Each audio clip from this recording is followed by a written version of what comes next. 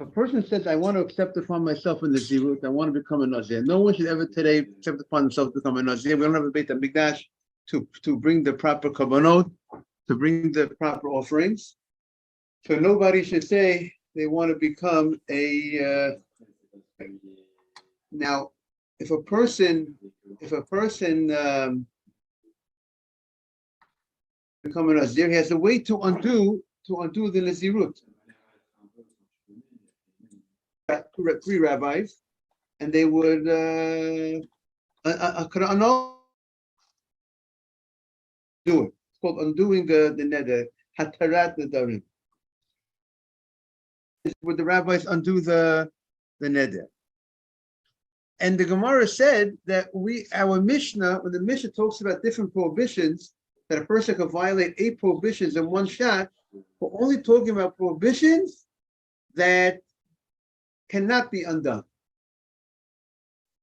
You know, the prohibition such as don't desecrate Yom Tov. It can't be, that prohibition is not undone. There's no undoing of that prohibition. That prohibition, once it's Yom Tov, you can't do malacha, you can't do work on Yom Tov.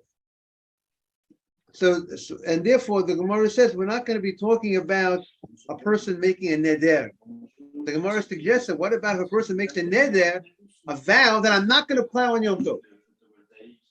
If you make a neder that you're not going to plow on Yom Tov, and if you plow, so you're violating the what, the neder?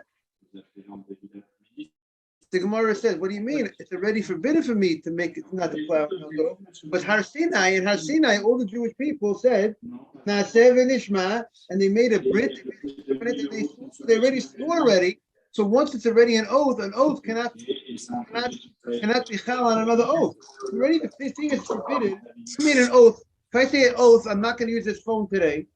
Then I can't. Then I said that at 11 o'clock. I don't want to make another oath at 12.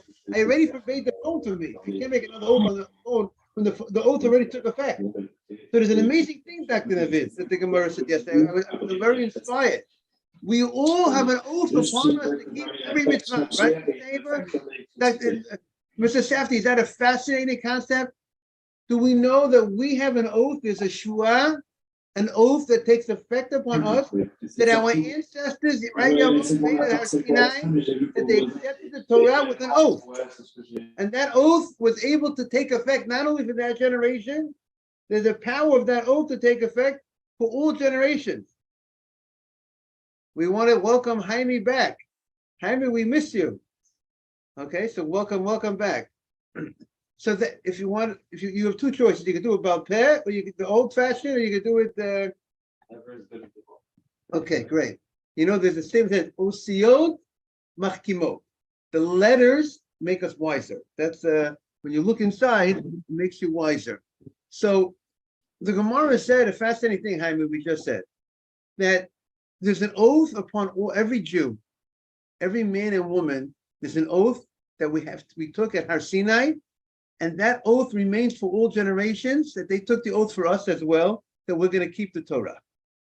So we already have an oath upon us that we can't desecrate Yom Tov, we can't desecrate the Shabbat. It's as if we today swear, I am not going to desecrate the Yom Tov. I swore. It's a very powerful statement that when you swear, it's one of the 10 commandments not to break it. You don't swear in God's name falsely, don't break the oath. But the Gemara says that's how we look and we view the whole Torah, that there is an oath on us to follow every mitzvah.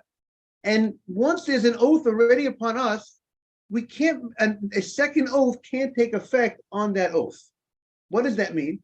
If a person swears, I'm not going to desecrate Yom Tov, and then he desecrates the Yom Tov, are you going to give him lashes, malkut, because he violated his oath? Because he swore and he did an action. He violated his oath. He desecrated Yom Tov. He did malacha on Yom Tov. So the Gemara says we will not give him lashes. Why not? Because the second oath doesn't take effect. Because it has no room to take effect, because it already was forbidden to the person already. There already was an oath not to desecrate Yom Tov from thousands of years ago. I think it's a fascinating concept. Cannot add. You cannot be added to an old oath unless the new oath has added something new. There's something new about it creates something a new thing that's forbidden. What? Because the Torah does not obligate us to become a Nazir. Meaning you can't. There's an meaning the obligations of the Torah. Nazir is if a person voluntarily wants to become a Nazir, you can become a Nazir. The Torah does not obligate us to become a Nazir. But the Torah obligates us to keep Shabbat. Keep Shabbat. The Torah obligates you. Okay, that's true. We're not allowed to go against that oath. But the question is, will we get lashes? Meaning every time we desecrate, we don't follow the Torah, right? So when the Torah gives us a warning, if witnesses give us a warning, right, we will get malkut if we're warned by the witnesses. But we don't get lashes for the oath of thousands of years ago. We don't get lashes for that. Meaning every time a person, eats pork, we warn you, don't eat pork, right? So should we give a guy 2 sets of lashes? 1, he ate pork, and 2, he violated the oath from Har Sinai. That far we don't go. We don't say that you're going to give a guy 2 sets of lashes every time he violates a mitzvah of the Torah, because he also violated that oath. You would have to get lashes for violating your own oath. But for your own oath to take effect, to take hold, right? You make a statement, you swear about something, you create the oath creates, we call an isur. It creates a prohibition. You're creating something upon you. You create what does the oath do? It forbids me from doing that act or doing that item. But if it's already forbidden to me through an oath, the second oath can't take effect unless the second oath is adding something that was not here before, or there's something else the Gemara says called Issa Kolel. That means if the Gemara said, if it takes effect because I added something new to the oath, even though not an extra prohibition, but for something else. For instance, the Gemara said, let's say the guy makes a oath, I'm not going to use the ox he swears he's not going to use the ox during the week or on Shabbat or on Yom Tov. He's not going to plow with the ox. So before he made the oath, there already was an oath. It was forbidden him to plow on Yom Tov because of the oath of Sinai. But there's no prohibition of plowing during the weekdays.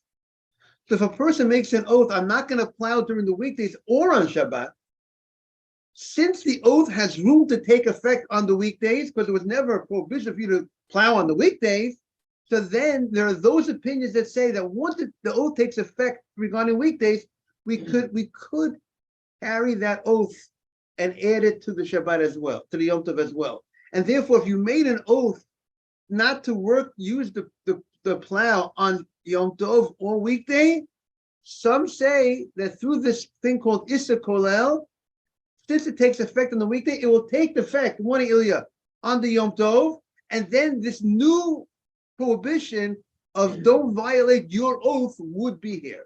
And therefore, if you would go ahead and plow with it on Yom Tov, we could give you lashes for that violation of your oath that took effect because it had room to take hold for the weekday. So then we could say it takes hold for the Yom Tov. Jaime, is it clear the concept? That is, Mr. Safdie, right? That is the Issa Kolel. That's what the Gemara wanted to say. But he made that he's not going to plow on. If he said, I'm not going to plow on Yom Tov or weekday. So if you say I'm not going to plow on Yom Tov or weekday, so since it has room to take, the oath has space to fill, it has room to take effect for the weekday. So once it takes effect for the weekday, so there is opinions that say that it could also carry over. We're going to say that the oath also takes effect for the Yom Tov as well. It also will become a new prohibition for him on Yom Tov, a second prohibition on Yom Tov, because this oath has taken effect. So once it takes effect, there's a new prohibition for him to do work on Yom Tov because of this oath that he made. That's called Issa Kolel. So the Gemara says, So what the Gemara is, so the Gemara originally wanted to say that the reason why, so why don't the Mishnah give us that? Rabbi, this is the What do you say? halacha. We have to see what the halacha This is regarding, the halacha. because we have, the Gemara is going to say there's two different opinions. We have to research the halacha. There's two different opinions in the Gemara whether we will say Issa Kolel, whether we will say that if the oath takes effect on one part, automatically it would also take effect on the other part, even though the other part was already forbidden from an oath, right? The Yom Tov was already forbidden from Har Sinai.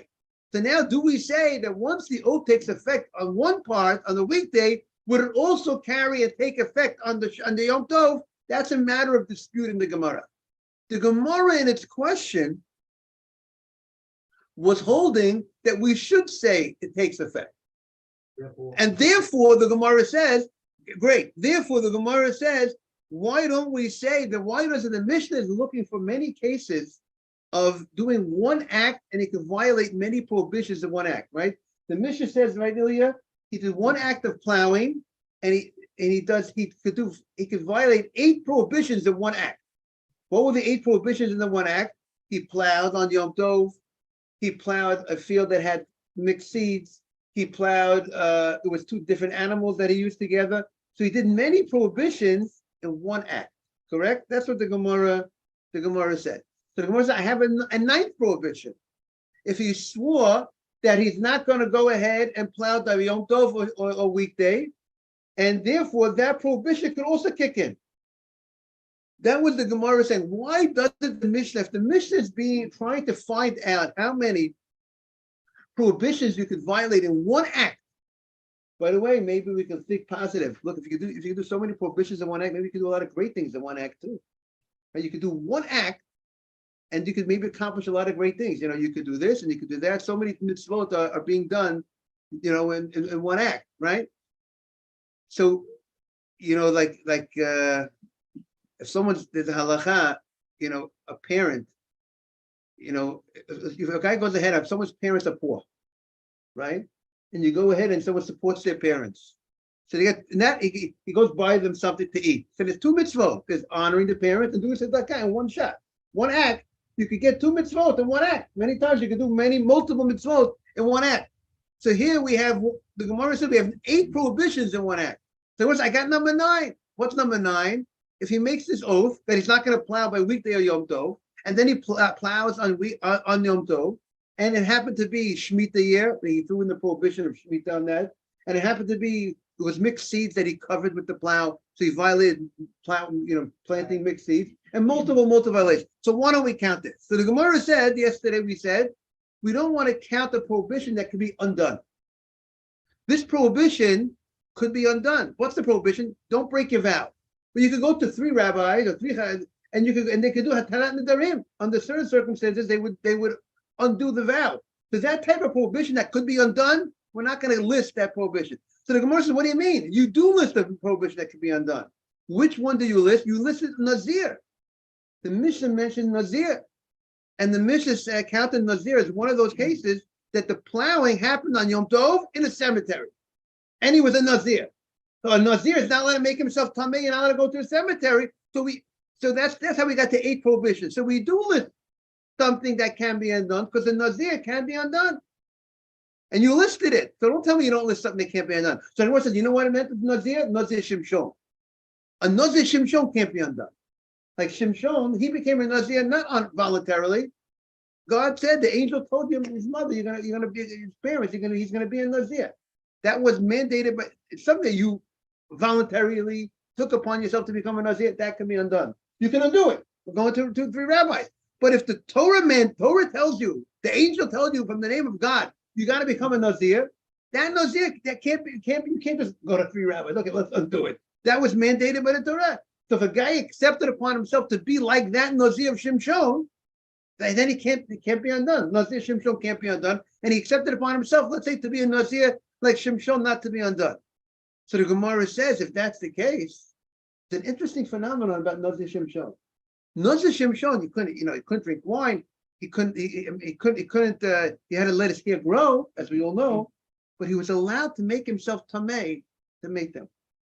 he had some phenomenon that this prohibition that applies to every Nazir didn't apply to Shimshon. As you saw, he was constantly going to war, constantly killing, the enemy, but there's a Kabbalah, there's Kabbalah meaning, there's a tradition, there's a halacha that says that a Nazir of Shimshon is allowed to make himself tamei to make it. He's not forbidden to make he has no prohibition regarding going to a cemetery. Maybe the idea is also perhaps because I'm just throwing out an idea, I'm just suggesting an idea, because most other Nazirut are temporary Nazirut, that they're for a certain amount of time. So for a certain amount of time, maybe person will be able to be, we could limit a person going to a cemetery. But Nazir Shimshon, we also find a Kohen. Kohen can't go to a cemetery only under special circumstances. But maybe the Torah did not want to put that thing that he should have to not to go to the cemetery for his whole life or something. So because maybe going to the cemeteries also serves as an inspiration sometimes, right? It says sometimes a person remembers the Yom HaMidah, that serves as an inspiration. A person remembers that he's not going to live forever. Maybe the Torah or whatever did not give him that restriction that he shouldn't go to a cemetery. Whatever. I'm just throwing out an idea. But what are you saying? But the bottom line is, he's allowed to go to a cemetery. And the Mishnah mentioned that one of the 8 prohibitions that were happening on the Yom Tov when he plowed was he was plowing in a cemetery. So it can't be another Shimshon, because another Shimshon will not have a problem of going to the cemetery. And the Mishnah says one of the prohibitions that's being violated by the Nazir, the prohibition that's being violated is the violation of going and contaminating himself in a cemetery. You should know there's a very nice idea that I once saw a name of remember which great rabbi. He says, why is it, look at a Nazir and look at a Kohen. A Kohen, if one of his 7 relatives pass away, he has a mitzvah to take part in the funeral. One of the 7 relatives, his brother, his sister, his parents. A Nazir, the Torah says, he's not allowed to make himself tamei to the 7 relatives. A regular Nazir, not talking about Nazir Shimshon. A regular Nazir cannot go. Regular Nazir doesn't get close with, doesn't go into the tent, into the OL. He can stand outside but he does not go into the room where his 7 relatives are. In contrast to a Kohen makes himself tamei. The Torah says he makes himself tamei. He contaminates himself for his 7 close relatives. So why the difference? Why is Nazir, in a certain sense, like we have more restrictions for Nazir? Maybe because the Nazir choosing to be Nazir. You know what Yosef said? Great. I want to elaborate what Yosef just said. Beautiful. And again, the only time that a Nazir will make himself tamei if he finds a body on the road, a mason, it needs to be buried, just like a Kohen Gadol. The Kohen Gadol cannot make himself tamei, cannot contaminate himself to his 7 relatives. But there's one person he makes himself tamei to, if there's someone on the road, no one to bury him, he makes himself the Kohen Gadol, the leading Kohen in the whole world. That Kohen has, if someone's on the road, needs to be taken, he makes him tamei. So the question is, why is this phenomenon that a Nazir is more limited? He cannot make himself contaminated to his 7 close relatives, and a Kohen can. So Yosef said, and this is what I saw, a beautiful answer. What makes you a Kohen? You know what made you a Kohen? Your family. Everyone knows the famous joke, right? Everyone knows the famous joke. I'm not a man of many jokes, as you know. I'm not a big joker, but the joke goes, the guy goes, morning, Simon. Simon, you like to hear a nice joke? Everyone, kosher joke. I like kosher jokes, only kosher jokes. The man goes to the rabbi. Rabbi, please make me a Kohen. I said, I can't make you a Kohen. Rabbi, I'll pay you $1,000. Make me a Kohen. It was such a hard job. I can't. 5,000, Rabbi. I can't. 10,000. I can't. The rabbi said, I can't do it. Rabbi, my great-grandfather was a Kohen. My great-great-grandfather was a Kohen. My grandfather was going to make me a Kohen. Meaning the guy didn't realize that you don't have to make anybody a Kohen. You're born a Kohen, right? That's the joke. I don't know. I don't know. So that's the joke. It's what made you a Kohen. The family makes you a Kohen. So if the family makes you a Kohen, that made you, the Torah says you have to contaminate yourself to the family, to those 7 relatives. They made you. But one Ariel, we got the Gemara's here. But however, what made a Nazir? He himself, like Yosef says, he accepted upon himself this, take upon himself a Nazir. Usually a Nazir is 30 days. You accepted upon yourself to become a Nazir. So there, the Torah says, then we're not going to allow you to make yourself Hameh for your 7 relatives. Of course, he has to be able to do whatever he has to do to make sure that the funeral goes on and everything's taking place. Good morning, Nathan. But properly, but to actually contaminate himself is not, the Torah did not tell him to contaminate himself for the 7 close relatives. So the Gemara says, being that's the case, so why didn't the Mishnah mention this? So we have no problem talking about a prohibition that can be undone. But the Mishnah is talking about a Nazir. A Nazir is something, Chodesh Tov. A Nazir is something that can be undone. You can undo it by a regular Nazir by going to three rabbis, and yet the Mishnah lists it. So if the Mishnah lists it, so why doesn't the Mishnah list the case when he accepted upon himself a oath that he's not going to plow on Yom Tov or weekday, and since the oath takes effect for weekday, it should take effect for Yom Tov as well. Through this ruling of Issa Kolel, that once it has room to take effect, because it was not prohibited to plow during the weekdays, so even though there's already an oath on us from Har Sinai that we can't plow on Yom Tov, but there was never an oath on us not to plow during the week. I accepted that upon myself. So once it takes effect for weekdays, it take effect for what? For Yom Tov. So that's the Gemara's question. So to that, the Gemara says, that's what if we'll read it inside the Gemara, we are on 21a, where the Gemara said the line, the Gemara said Nazir Shimshon, 22a. 22a in the Art Scroll, 22a4. The Gemara says, you see where it says Nazir Shimshon. The Gemara says, the Gemara first wanted to suggest, the first column, that our Mishnah is talking about Nazir Shimshon, and the Gemara says that can't be. Nazir Shimshon, Bara Temuil and Meitim, who? Is the Nazir Shimshon forbidden to make himself contaminated to a dead body? He's not forbidden. So therefore the Mishnah cannot be talking about Nazir Shimshon. So it's talking about a regular Nazir. So we talk about cases that can be undone. So why don't we talk about an oath of forbidding himself not to plow during the weekdays in Yom Tov, and let's create that as a 9th violation if he violates that oath. So the Gemara says, Ella hai Tana isu kolel litle. This Tana does not hold of Issa Kolel. That means to say, this Tana does not say that since the oath takes effect on the weekdays, it automatically will also take effect for the Yom Tov. He will say no.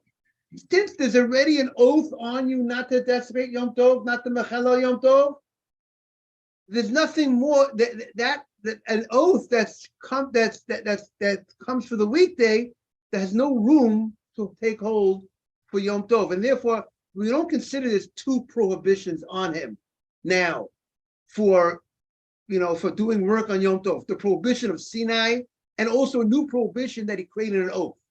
The oath does not have room to take, the second oath does not have room to take effect. Is that clear? And therefore, since it has no room to take effect, so if he would swear that I'm not going to plow on weekday or Yom Tov, and then he plows on the weekday Yom Tov, he did not violate that prohibition of breaking your vow, right? There's breaking your oath. There's a Torah prohibition that says, don't break your oath. Lo yachel devaro. The oath never took hold. It was never an oath that took hold. In order to violate an oath, the oath had to take hold, right? But if it did not take hold, it can't be violated, right? If it didn't kick in, it doesn't kick in. This rabbi holds the violation of breaking your oath your oath did not kick in here. Why didn't it kick in? Because it already was an oath on you already. Because already a regular oath, an oath of Sinai, that we took an oath of Sinai.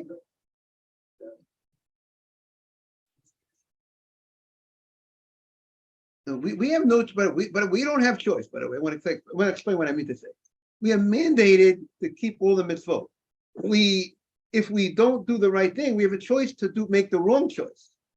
We have a choice to make the wrong choice and get as punishment for making the wrong choice. But we don't have a choice to say, I want to keep this mitzvah, I don't want to keep the mitzvah.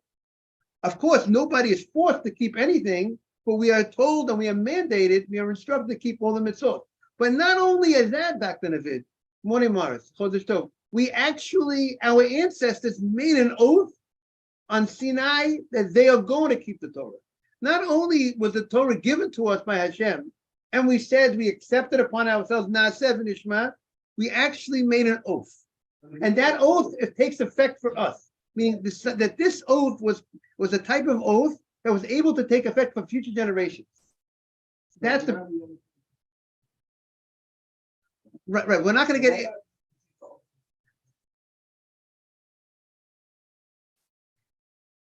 You see, on this, generally speaking, we don't give lashes for anybody who does something without an action. Generally speaking, you have to do it. There's some exceptions to the rule. We have to see which ones will be if this would be. In order to get lashes, you have to do an action. So being passive and not doing an action should not get him lashes. But we're not going to give a guy lashes, by the way. Right. But we're making it. We're saying the difference. There's an oath at Sinai that we all have to keep. But that oath, we don't give a guy lashes for violating the oath of Sinai. Meaning, I gave the case. A guy eats pork. How many prohibitions did you violate when you eat pork? So we thought now we care out. There's two prohibitions that are being violated, but you only get one lashes. What are the two prohibitions? Sinai and don't eat pork. But we're only going to give a guy lashes for eating pork. Oh, because even though we're only going to give the guy lashes for eating pork, but it's important to note that if, let's say, the guy makes an oath and he swears, I'm not going to eat pork. Good morning, AJ. So I'm not going to eat pork. Are we going to give the guy two sets of lashes? One, he ate pork, and two, he swore that he won't eat pork. And now we should give him lashes because he violated another prohibition of the Torah. What was the other prohibition of the Torah? He swore that he won't eat pork. Will you give the guy lashes? If your guy swears, the guy says, I'm not going to eat a piece of cake today, and he eats a piece of cake today, you're going to give him lashes, right? He swore he won't eat a piece of cake, and he ate the piece of cake. He violated his oath. You give him lashes. Torah says, don't violate your oath. He violated the oath. A guy swears he's not going to eat pork. How many sets of lashes are you going to now? You're going to give him two sets of lashes because he violated the prohibition, don't eat pork, and he also violated the oath at Sinai. There was an oath at Sinai, don't eat pork. We're not going to give him lashes for violating that oath at Sinai. But we don't. But even though we don't give him lashes for it, but the oath is there. And since the oath is there, his second oath doesn't take effect. When he makes the oath today, in 2023, he swears, I'm not going to eat pork today. He swears, I'm not going to eat pork today. And then he goes in and he eats pork. Did he violate his oath? The answer is no. Why? Because the oath, what? He was already obligated. His oath was already on him from Sinai, so the second oath did not even take hold. The second oath had no room. It has no room to take hold. So yeah, but he did the action, Rabbi. You hear what I'm saying? That's the lumdus. That's the deep idea that the Gemara is saying. It's an unbelievable idea. Yes, Yaro. In Sinai, he didn't do no action. The time he's doing the action is when he's doing the second oath. But still, he's violating the oath of Sinai. He's doing an action to violate the oath. Anytime a person, you made an oath, when I made an oath. But now the prohibition is I'm not allowed to do an action to violate that oath. And he did an action. He ate the pork. But we're not going to give him lashes for violating his oath. That's what the Gemara says.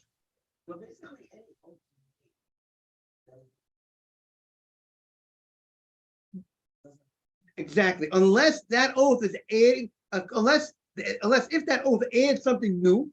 Let's say a person goes like what? If a person says, "I'm not going to have because I'm not going to benefit from pork."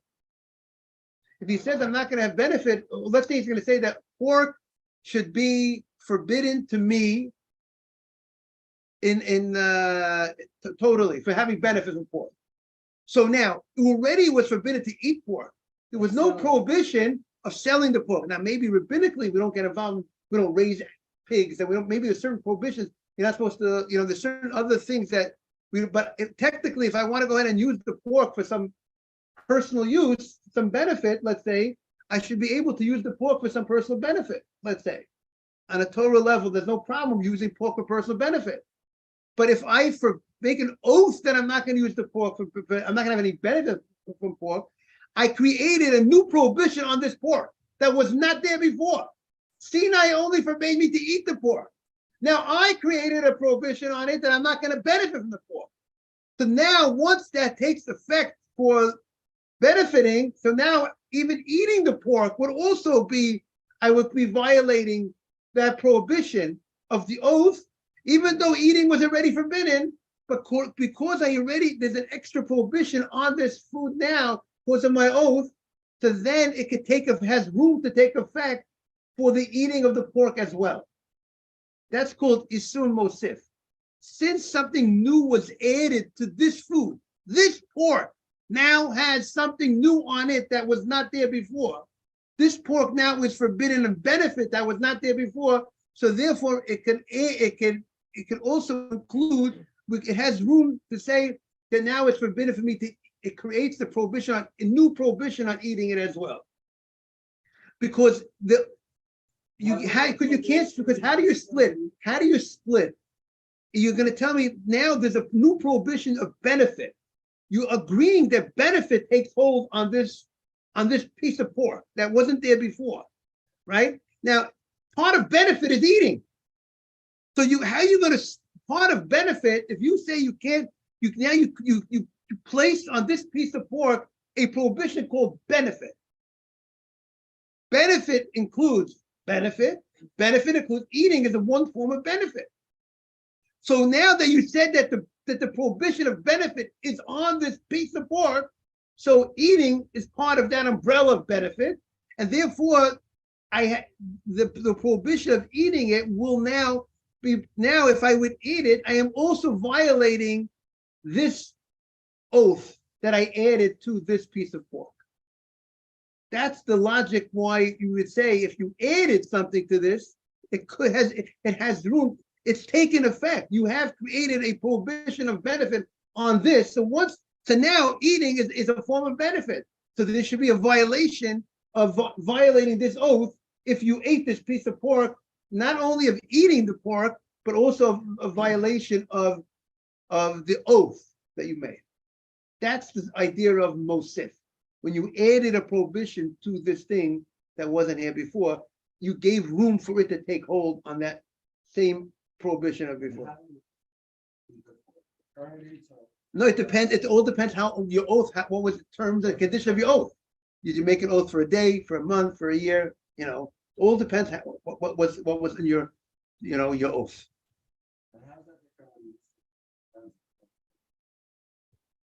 Right. There's an idea when you do something 3 times, then it maybe it's like a chazakah that you want. This is something you're accepting upon yourself. That's more that you do something for a few times in a row. That's called a chazakah. But that's something. Because I would think that maybe when you do something 3 times in a row, it's like showing that this is something that you're accepting upon you.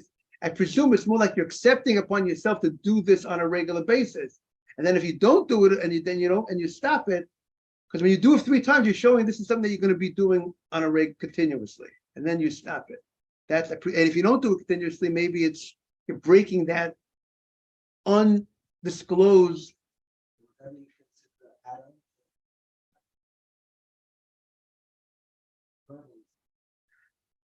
I mean, you're saying because you already have. You don't say it. Start saying it 3 times. You already obligated to say it. Right, so you're asking, so Dr. Navid is asking if you already have that oath upon you, to say it, to do that mitzvah. So how am I breaking that, right? Because a lot of times, okay, but a lot of times the person steps upon himself to do things that maybe he's not obligated to do, goes out of his way, goes above and beyond. That maybe could take effect for that type of thing. Okay, now the Gemara says, we are on 22A4. Amar Rav Hoshea, Hamabia Shor Psulim Mikdashim. Someone takes an ox that was Psulim Mikdashim. What is Psulim Mikdashim? Psulim Mikdashim was you have an ox that you designated for a korban, for an offering, and then it got a blemish.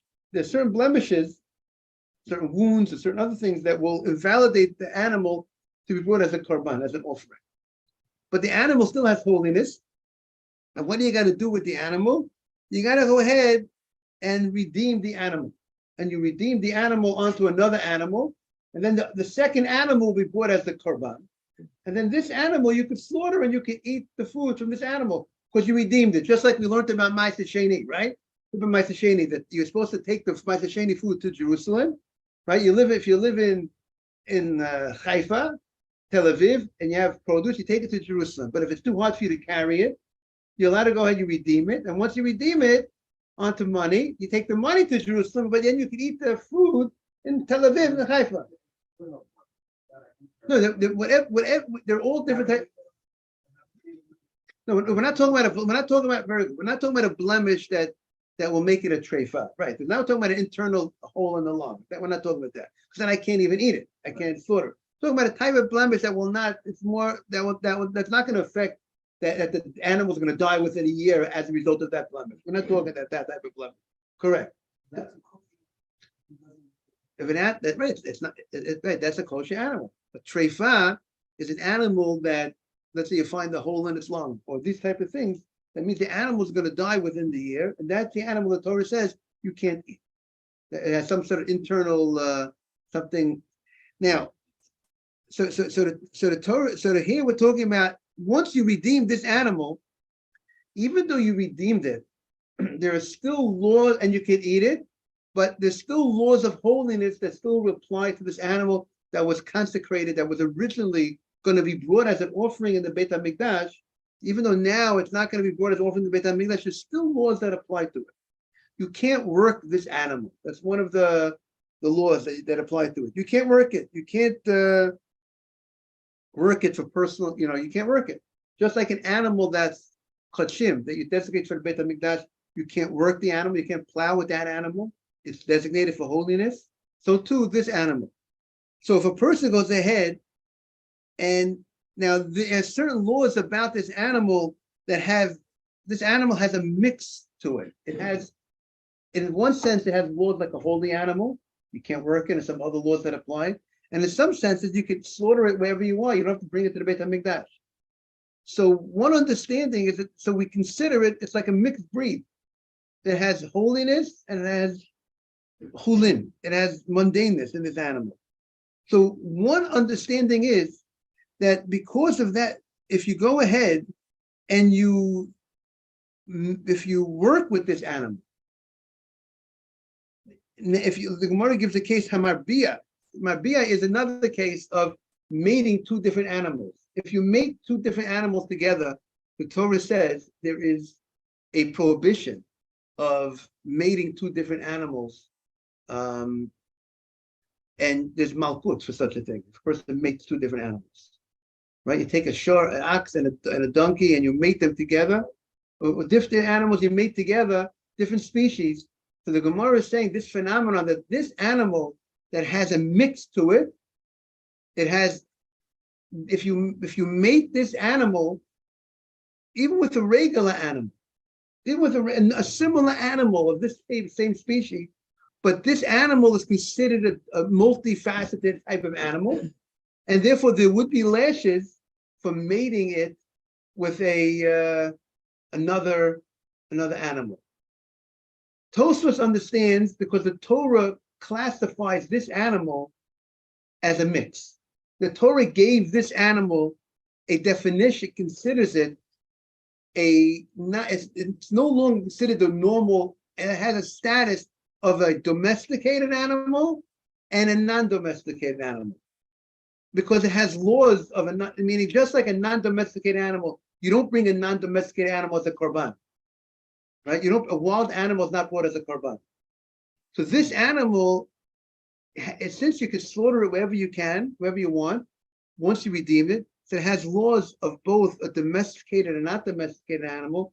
So therefore, there would be a prohibition of this. If you mate this animal, it's considered like you're mating two different animals together, and there will be a violation of mixing two different animals. To be continued tomorrow is a complicated point.